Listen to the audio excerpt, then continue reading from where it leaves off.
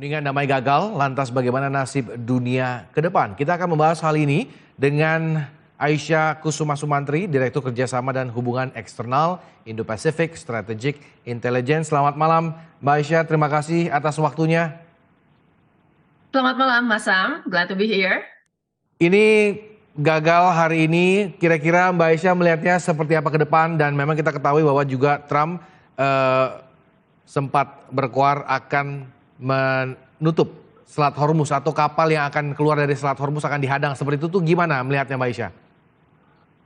Ya, ini menarik ya, karena setelah 21 jam berunding di antara Amerika Serikat dengan Iran ya, sepertinya ada beberapa faktor yang tidak bisa disepakati. Di antaranya adalah faktor seperti program nuklir Iran, lalu kemudian kita bicara tentang Selat Hormuz, dan kita juga bicara tentang kemampuan misil Iran.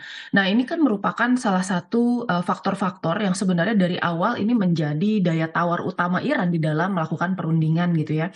Nah, permasalahannya di dalam perundingan ini, baseline yang disepakati oleh Amerika Serikat itu memang adalah 10 poin yang disepakati oleh AS kemarin, yang dibuat oleh Iran ya. Dan ini kan di dalam poin-poin itu, kalau kita perhatikan bersama, itu tidak ada pembahasan mengenai nuklir ya. Dan jelas klausal terkait manajemen Selat Hormuz itu harus dilakukan oleh Iran di sana bersama dengan Oman. Nah, makanya kita lihat di sini sebenarnya masih banyak sekali faktor-faktor yang menjadi sulit di dalam perundingan. Karena pertama, perundingan ini dimulai dengan trust deficit ya. Di dalam perundingan-perundingan sebelumnya di antara Amerika Serikat dengan Iran, itu kan sebenarnya sudah dilakukan ya CBM atau Confidence Building Measure. Dan kita lihat ini merupakan sebuah perundingan yang dari medan perang ini langsung melompat ke arah perundingan Perundingan. damai. Hmm. Oke, sebenarnya seberapa menakutkannya kalau memang Iran ingin menggunakan energi nuklir sebenarnya atau mungkin mengayakan nuklir seperti itu? Ya, Iran ini sebenarnya salah satu negara dengan sumber daya uranium yang besar dan sudah diketahui bahwa Iran tidak memiliki kapasitas untuk membangun senjata nuklir. Tetapi Iran ini kan dari dulu sebenarnya ada niat untuk membuat nuklir ya untuk tujuan sipil, apakah itu energi, apakah itu medis ya.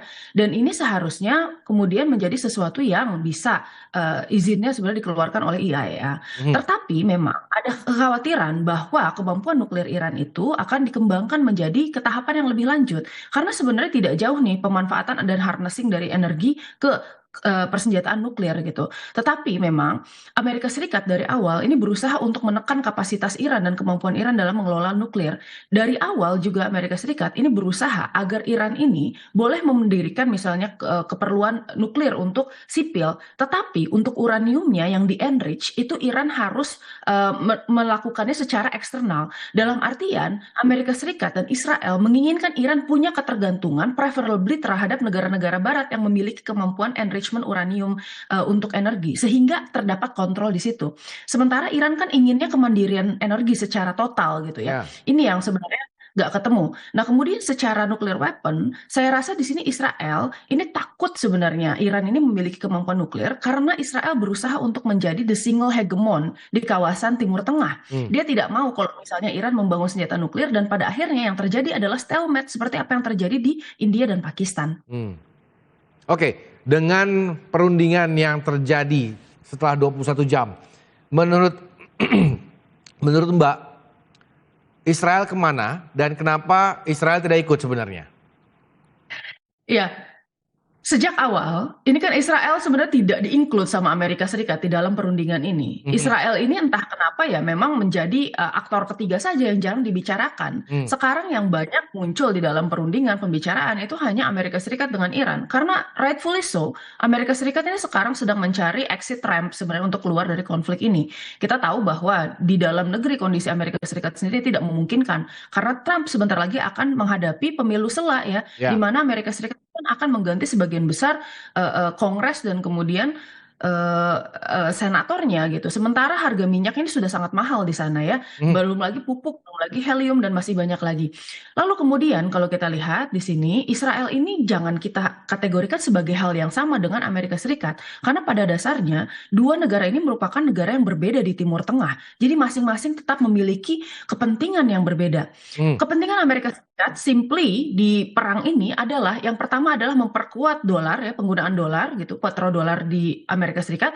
Lalu yang kedua ini adalah berusaha untuk mencekik China dengan memotong jalur-jalur suplai minyaknya, Ya. khususnya di Venezuela dan kemudian di Iran. Sementara Israel ini kan tujuannya berbeda. Dia punya tujuan yang pertama untuk mendirikan Greater Israel ya. Jadi ada tujuan ekspansionis wilayah di situ.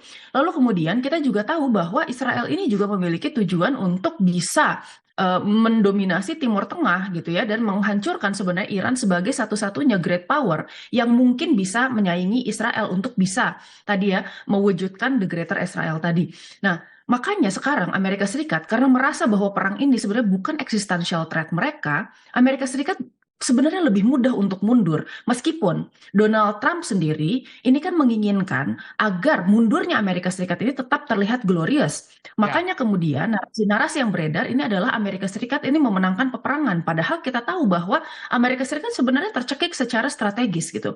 Sementara Iran ini kan dia juga sebenarnya ada apa namanya keperluan ya untuk bisa reloading lah ya istilahnya dan rearranging militernya gitu karena kemarin Ya. kita tahu bahwa Iran ini juga menerima kekalahan yang besar. Sementara Israel sampai sekarang kan masih melakukan military campaign secara darat ke Lebanon dan ini menjadi salah satu sticking factor yang harus diperhatikan karena ada potensi perundingannya ini justru gagal karena Israel tidak mau mundur dari Lebanon.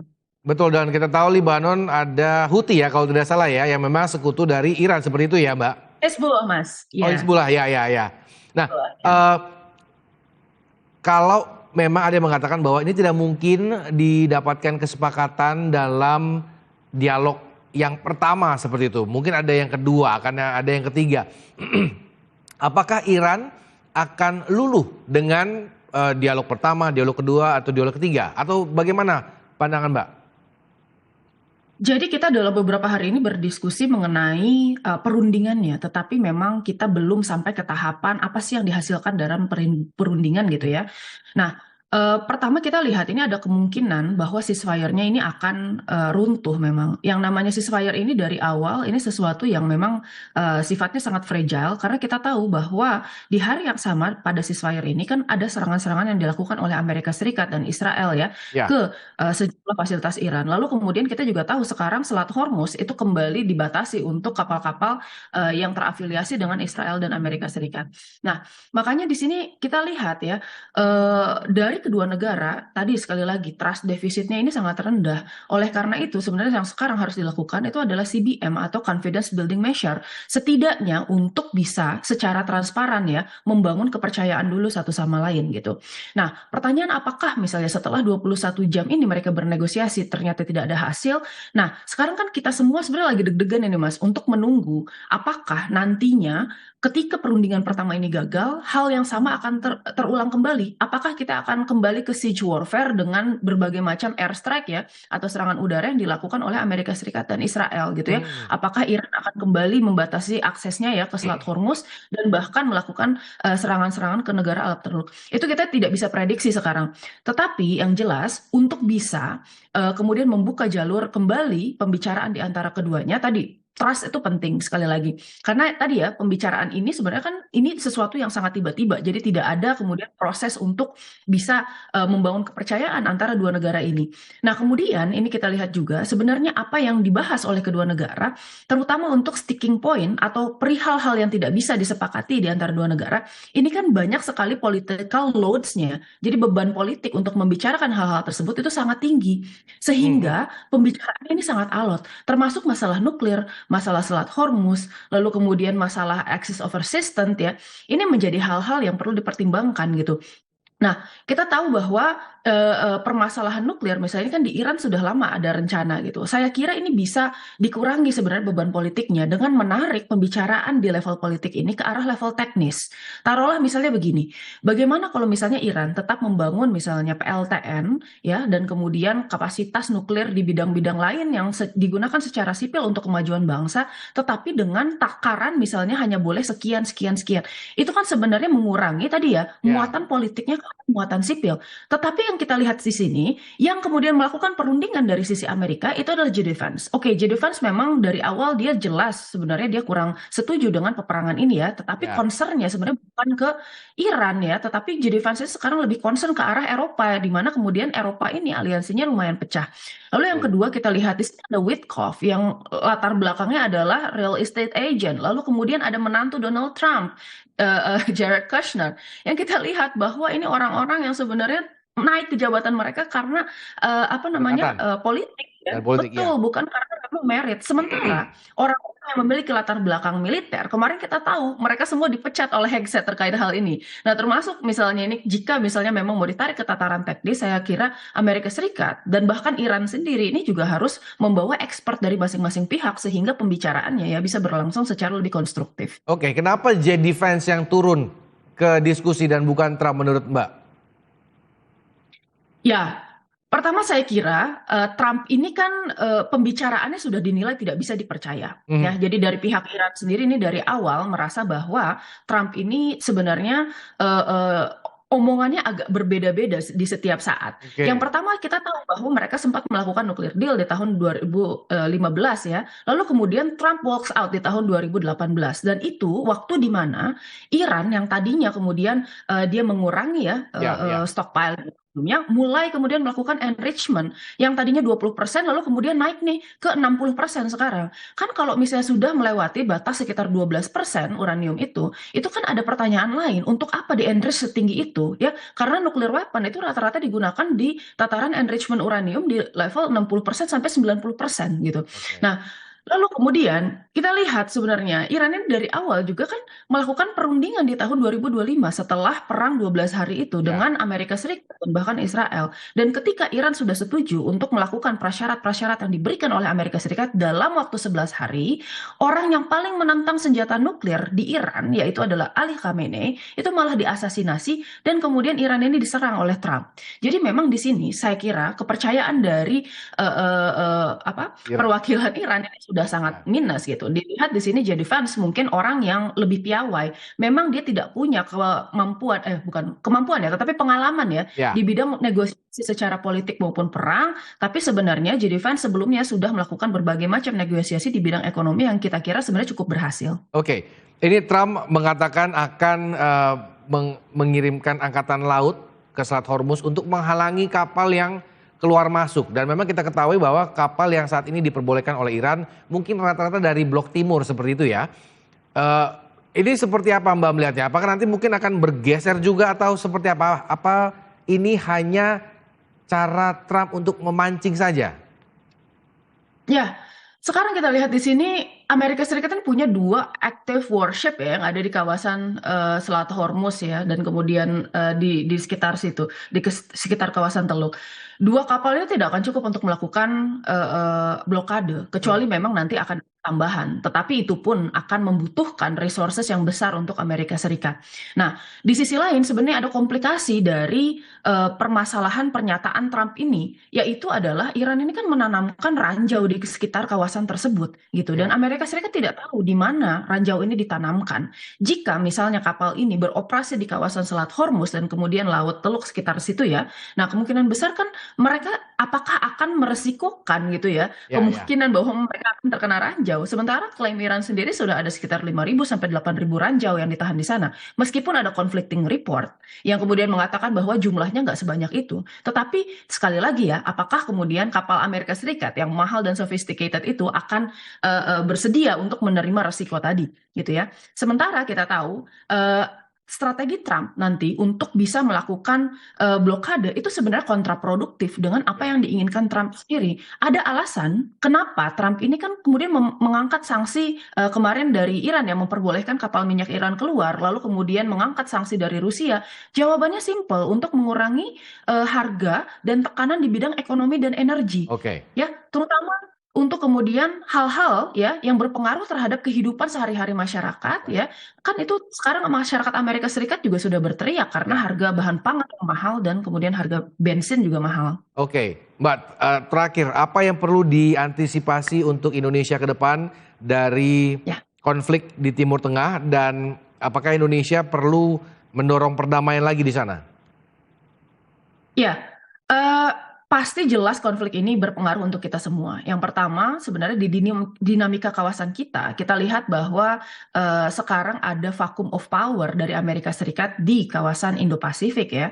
Dilihat sekarang China ini sudah menutup airspace-nya selama 40 hari dan dikhawatirkan sebenarnya ini merupakan salah satu latihan untuk bisa melakukan manuver serangan udara yang elaborate. Apakah itu terhadap Taiwan, apakah itu ya untuk sebagai cara untuk efek gentar terhadap negara-negara sekitarnya, itu kita tidak tahu ya. Kita tidak bisa membaca saat ini intent China itu kemana dengan menutup airspace-nya. Lalu kemudian kita lihat juga sebenarnya di sini Indonesia ini kan sangat terdampak sebenarnya secara ekonomi ya. Nah, secara ekonomi kita lihat bahan minyak sekarang sudah disubsidi oleh pemerintah. Bahkan sekarang yang non subsidi pun sekarang merupakan BBM subsidi. Ya, jadi pemerintah ini kita perlu apresiasi juga karena mereka sudah bisa men-shielding ya Indonesia dari dampak dari dinamika global. Tetapi pertanyaannya sampai kapan kita bisa menahan ya dampak geopolitik ini ke APBN kita gitu ya. Jadi ini perlu dipertimbangkan. Indonesia sekarang yang bisa dilakukan karena sudah jelas ya sekarang mediator yang terpilih itu adalah Pakistan gitu ya, dibantu dengan Turki, Mesir dan kemudian Arab Saudi di situ. Saya kira di sini Indonesia kalaupun kita tidak bisa secara leading sector menjadi mediator, kita juga bisa mengambil jalur-jalur di dunia internasional seperti misalnya melalui jalur melalui jalur PBB ya, karena kita merupakan ketua dari Dewan HAM PBB tahun ini ya.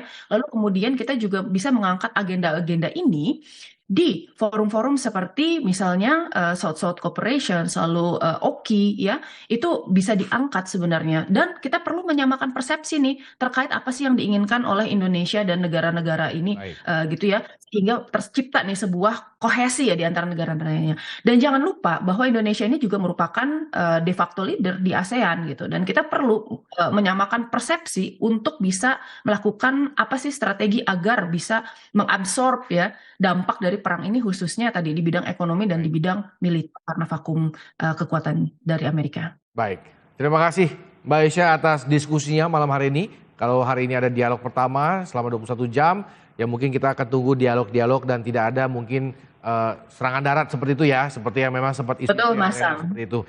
Baik, terima kasih Mbak Aisyah, selamat malam. Terima kasih banyak Mas Sam, selamat malam.